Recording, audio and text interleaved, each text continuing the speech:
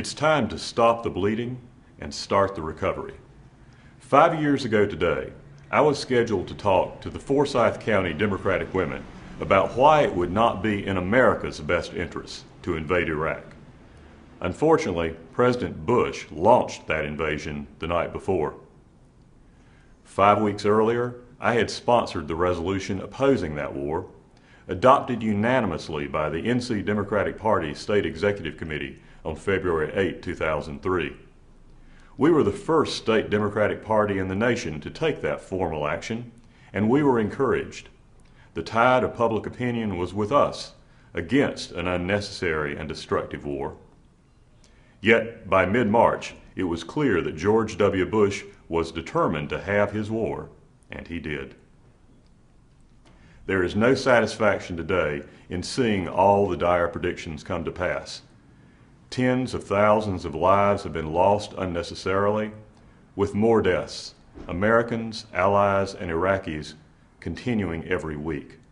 Repeated lengthy deployments have stretched our armed services paper thin, and our readiness to respond to a major emergency elsewhere in the world is at its lowest state since the Vietnam era.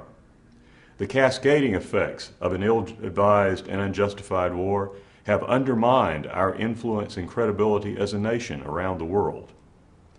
Our returning veterans and their families will continue to suffer the stresses and traumas for many years, and the ongoing cost of the war and its aftermath to our economy, it's beyond staggering. It is now years past time to stop the bleeding, admit the Bush mistakes, and stop feeding our best and bravest young men and women into the insatiable maw of an Iraqi religious and ethnic civil war.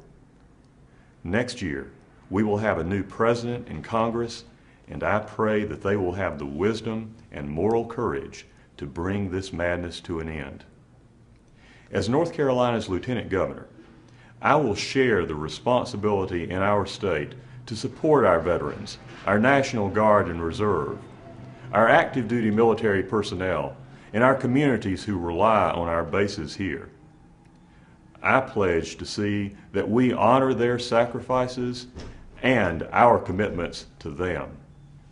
We will support them all through the recovery from political leaders' errors for which our servicemen and women are not responsible, but for which they are still paying the price. The time to begin that recovery is now.